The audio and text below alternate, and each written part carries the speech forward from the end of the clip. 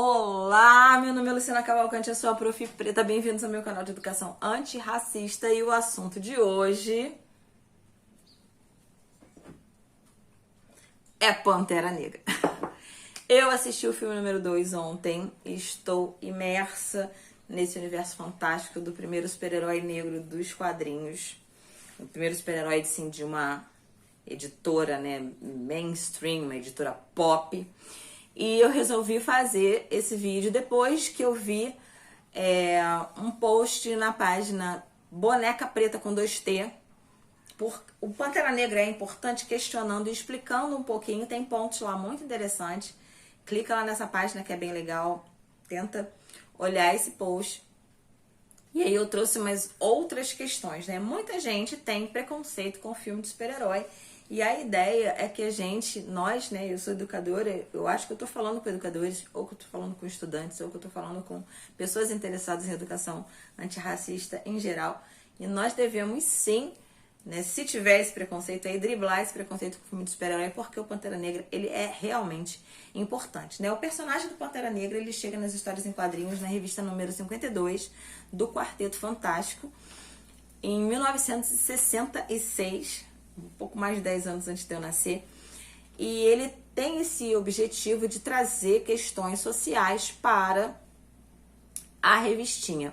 Poucos meses depois é fundado o Partido dos Panteras Negras, o partido político dos Panteras Negras, do qual Angela Davis, né, era uma das grandes participantes. O partido era um grupo armado, né, que aceitava responder a ataques racistas, até mesmo com violência. Então a Marvel, ela até tenta mudar o nome de Pantera Negra para Leopardo Negro, né? Porque o cenário, o contexto político era muito turbulento, com medo da revista ser diretamente associada ao partido, mas os leitores rejeitaram a mudança e o Pantera Negra continuou sendo Pantera Negra. E o Partido dos Panteras Negras continuou sendo o Partido dos Panteras Negras, e eles mantiveram uma relação aí interessante. Entre 1988 e 2005, Christopher Priest, que é o primeiro editor negro da história das revistas em quadrinhos, ele comanda a fase mais elogiada dos Panteras Negras, trazendo para o universo das Panteras Negras as Dora Milaje. As Dora Milaje, que são esse exército que protege o Pantera Negra, que é o rei desse país africano fictício, que é o Wakanda, e que elas são diretamente inspiradas no exército das Agonji, de quem eu já falei aqui, foi o primeiro vídeo desse canal, que a gente pode ver agora no filme A Mulher Rei, né, que foi recém-lançado. As Agonji, que eram a última muralha, significava a última muralha, era a última barreira para se acessar o rei no caso de um ataque, no caso de uma guerra, porque elas eram ali a tropa de elite que ficava ao redor dessa figura. Em 2018, em 2016, o T'Challa aparece, né, o Pantera Negra da Marvel aparece no filme Capitão América Guerra Civil, e em 2018, finalmente, a gente vislumbra Pantera Negra, que arrecadou 1,34 bilhões de dólares. Esse número é de 2020, né? Sendo a quarta maior bilheteria dos Estados Unidos. E o que mostra um filme que arrecadou esse valor exorbitante. Tem vários recordes, tá, gente? Ele tem recorde de filme mais visto no fim de semana, filme mais visto numa segunda-feira, o filme mais visto no mês de fevereiro. Numericamente, Pantera Negra tem muitos recordes. Mas o que interessa pra gente, né? Esse vislumbre, o que tem essa Wakanda? O que tem esse filme de super-herói que é tão encantador? É o vislumbre de uma África intocada pelas duas grandes mazelas do colonizador: a escravidão e o colonialismo. E eu tô separando as duas coisas porque, para quem não sabe ou não se lembra, quando acaba a escravidão, por exemplo, no Brasil, né? E acabou a escravidão em 1888. Que lindo, a África está livre. Não. Aí, em 1834, eu tenho a partilha da África, quando a Europa reparte a África para ver que país que vai invadir que pedaço.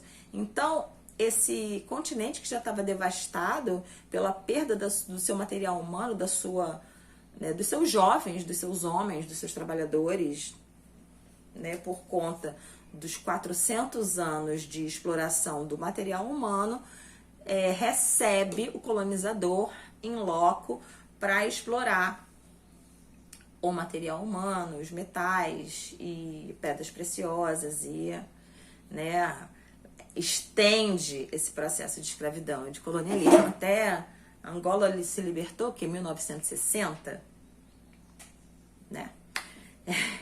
E enfim, a gente consegue ver na nossa frente o que seria da África com todo o seu potencial tecnológico, com todo o seu potencial humano, com todo o seu potencial espiritual, se não tivesse sido atropelada pela colonização e pela escravidão.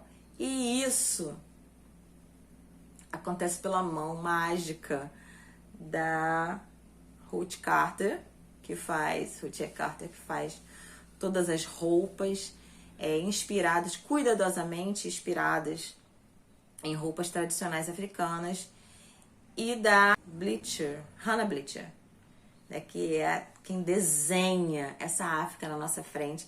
E a gente consegue perceber a inspiração dos prédios do Mali. O que tem nessa Wakanda? Essa Wakanda não é simplesmente o devaneio, né, de Stan Lee e Jack Kirby, que inventaram esse personagem em 1966. Essa Wakanda, que vem para os cinemas em 2018, ela tem os prédios de argila do Mali, que foram as primeiras universidades do mundo lá colocadinhas. Eu vou colocar aqui. Para você ver. Ela tem referências à maior civilização que já pisou nesse planeta, que é a civilização egípcia antiga, né, no próprio gesto do Wakanda Forever, que é o gesto do faraó, na coroa de Ramona, que faz referência à coroa da Nefertiti, na própria deusa Basti.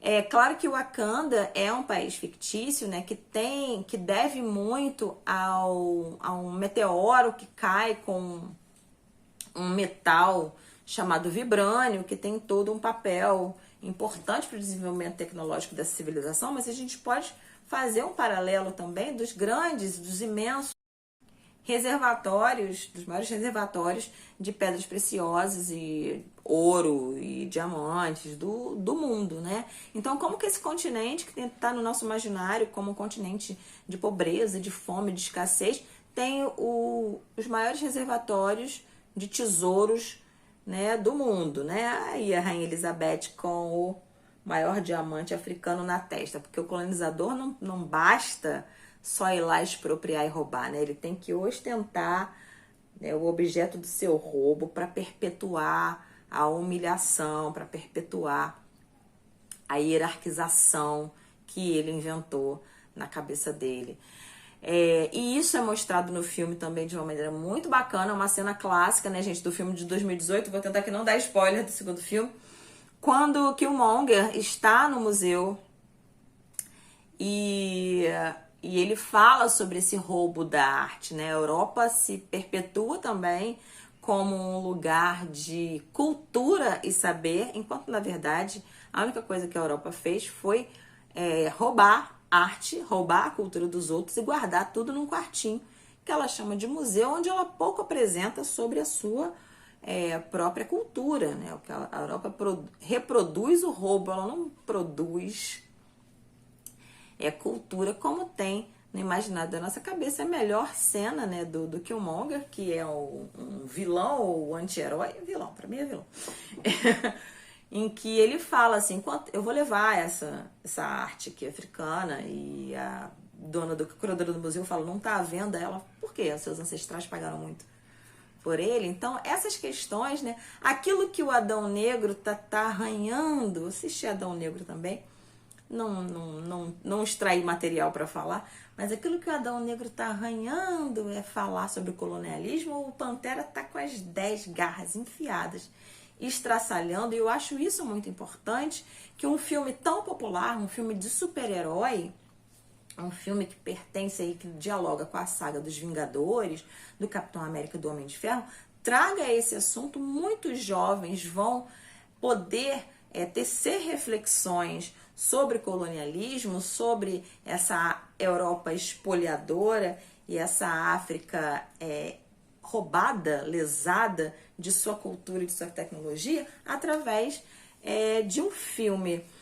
Eu gosto muito também de como Pantera Negra mostra a espiritualidade e a tecnologia caminhando juntas, né? A nossa civilização, ela criou um dualismo entre religião e ciência. Ou você é intelectual e cientista, ou você é primitivo e cheio de fetiches e mágico e espiritual, enquanto na verdade nem na Grécia isso existia, né? As duas coisas andavam muito juntas, né? Elas se complementavam, elas tinham uma relação aí de simbiose, em que o Wakanda é uma sociedade extremamente moderna em termos de tecnologia, mantendo as tradições, mantendo a espiritualidade. A relação com a ancestralidade é incrivelmente demonstrada, né? Isso é uma questão prática na minha vida, né? Porque eu sou de uma espiritualidade politeísta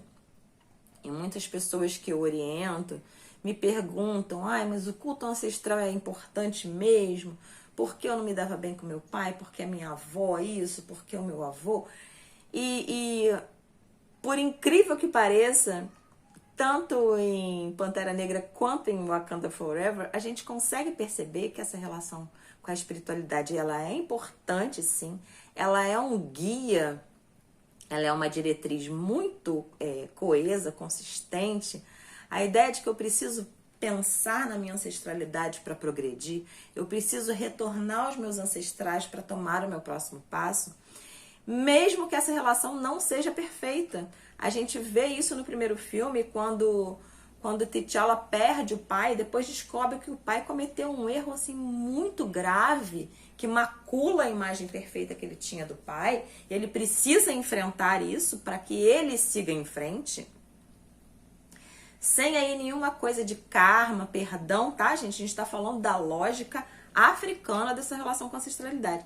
E no segundo filme também, quando o encontro com o ancestral não é com o ancestral querido, mas com aquele que causou um tumulto, mas que tem o seu papel, né? Mesmo não sendo uma pessoa com quem a gente teve uma boa relação, que tem o seu papel e que tem a sua importância. Então, assim, essa joia de representação do que é o contato do africano, a necessidade do africano e do afrodescendente, eu me coloco, com a sua ancestralidade, é maravilhoso, né? Nós, quando viemos sequestrados para as Américas, nós perdemos o direito de ter o nosso próprio nome, e assim a gente perde o direito de ter o nosso sobrenome, de saber de onde a gente veio. Hoje nós temos aí milhões de pessoas pelo mundo, né? Os afrodiaspóricos no Brasil, na América Latina, nos Estados Unidos, Canadá, né? Esses descendentes dos escravizados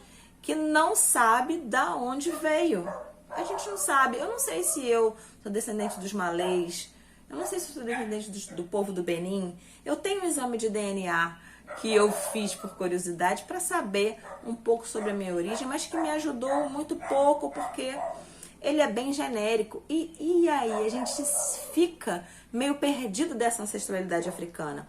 O Pantera Negra, ele faz uma colcha de retalhos de uma África que serve muito para nós pensarmos a nossa africanidade na diáspora. Se eu não sei de onde eu vim, eu sou toda a África. Eu reivindico para mim a ancestralidade das gloriosas rainhas egípcias, a força aguerrida das gloriosas Dora Milaje, que são baseadas no exército feminino real das Agonji. Eu reivindico tudo que eu vejo de bom nesse continente. Olha que maravilha. Não é excelente? No Pantera Negra você pode ver também os símbolos Adinkra. Eu falei sobre os Adinkra aqui, que é a filosofia africana através da arte, através dos símbolos, né? Eu vou fazer um material exclusivo sobre isso, tanto no filme 1 como no filme 2. Existem alguns símbolos que eles são deliberadamente inventados, mas existe essa simbologia sagrada de Gana no filme.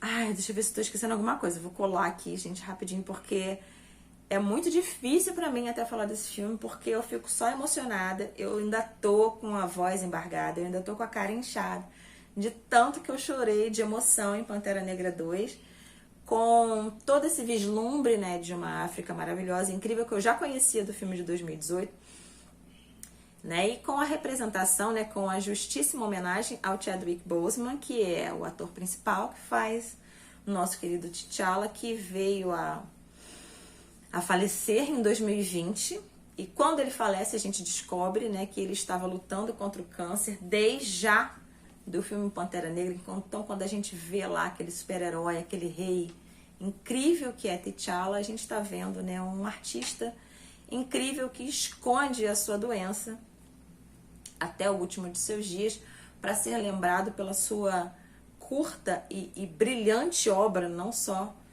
pelo T'Challa, mas também de outros filmes. Ao invés de ser lembrado como alguém que estava lutando contra o câncer, né, e o Pantera Negra 2, né, o Wakanda Forever, transforma o Chadwick Boseman no Pantera Negra de verdade, juntando